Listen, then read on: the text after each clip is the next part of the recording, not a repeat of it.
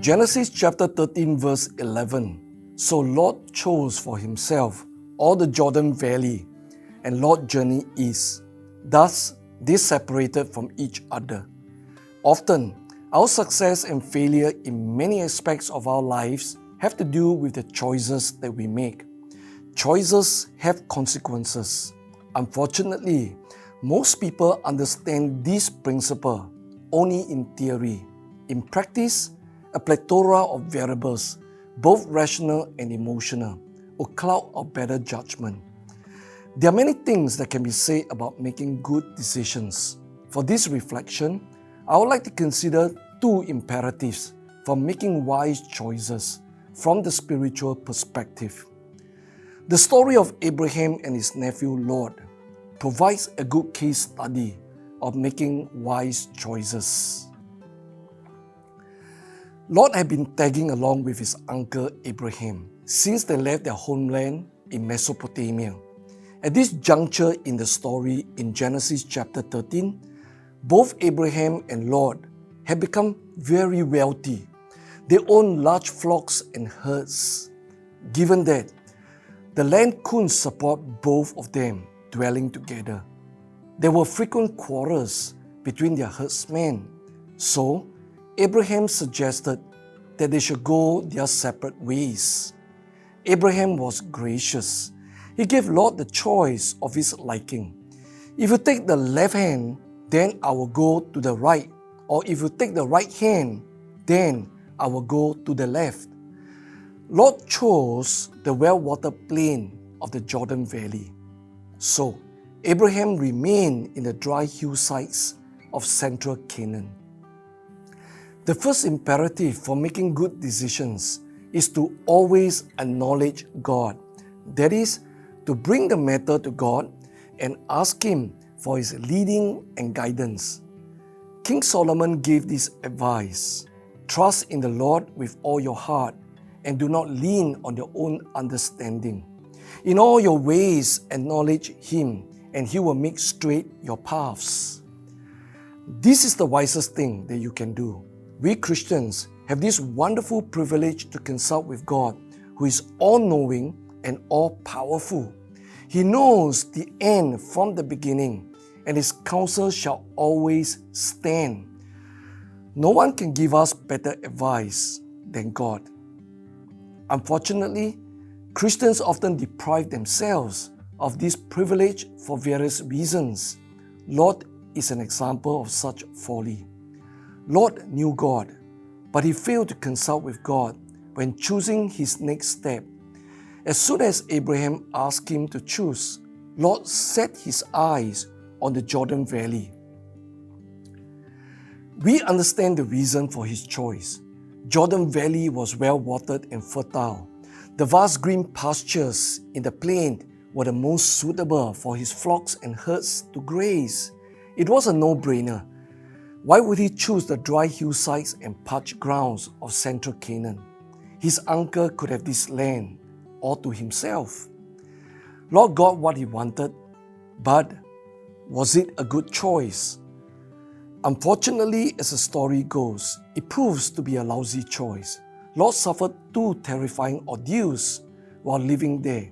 In the first instance, he was captured and all his possessions were taken when a conflict erupted among two warring factions there. Fortunately, Abraham rescued him and retrieved all his possessions. Sometime later, God destroyed the city of Sodom and he lost everything he had. Of course, Lot couldn't have possibly anticipated such misfortune and catastrophe. But that is exactly the point. He would not know, but the omniscient God knew.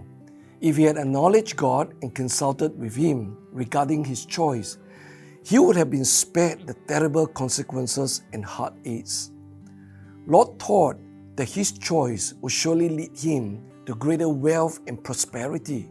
Instead, he ended up losing everything. What a tragedy. Those who have lived long enough understand the unpredictability of life. Nobody says it better than the preacher in Ecclesiastes. Again, I saw that under the sun The race is not to the swift, nor the battle to the strong, nor bread to the wise, nor riches to the intelligent, nor favor to those with knowledge, but time and chance happen to them all. The best plan could fail. There is no guarantee, even if you have carefully considered all possibilities and taken all the necessary precautions.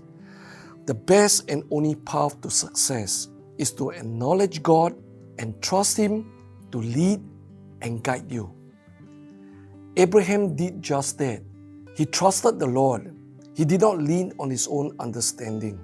When Lot chose the fertile plain of Jordan, Abraham seemed to get the shorter end of the stick.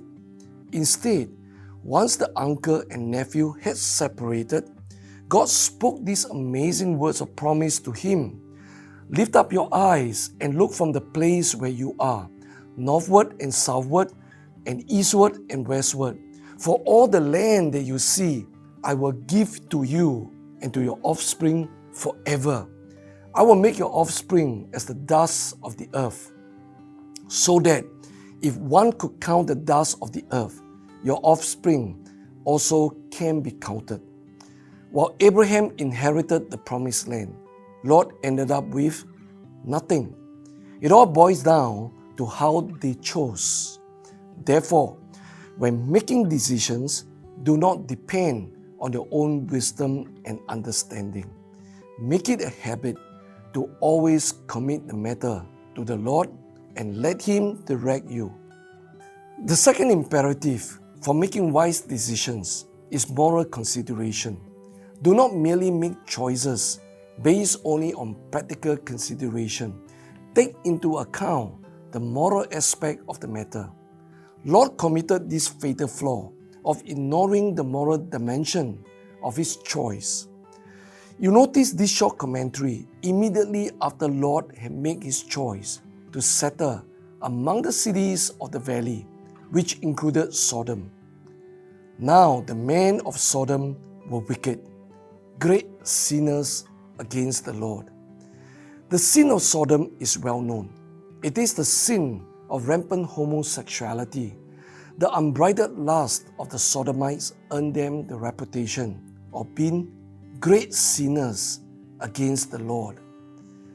Lot certainly knew of the wickedness of this city, yet he made a conscious decision to establish his home in Sodom and operated his business from there. Though Lot was a righteous man, he clearly lacked wisdom in his decision making. Why is that so? I suppose Lot was attracted by the fertile grazing grounds in the Jordan Valley, as well as the bustle and glitter of the city of Sodom. Hence, his choice. He never hesitated in his decision.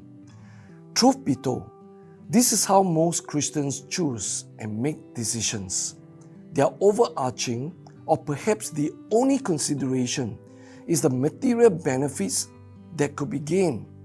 The issue of morality is secondary, if it is ever a consideration. Beware, because there are consequences to our moral choices, as Lot discovered. Not only did Lot lose all his possessions when God judged Sodom by raining sulfur and fire on the city, he also lost his wife. She could not bear to leave the city of sin. She turned back to look longingly at it, and she was turned into a pillar of salt, a symbol perhaps of an unhealthy attachment to worldliness. That was not all. The immoral influence of Sodom left yet another stain on Lot and his family. After escaping to safety, his two daughters conspired to make their father drunk and committed incest with him. Lot paid a heavy price for ignoring the moral dimension of his decision. The damage was incalculable.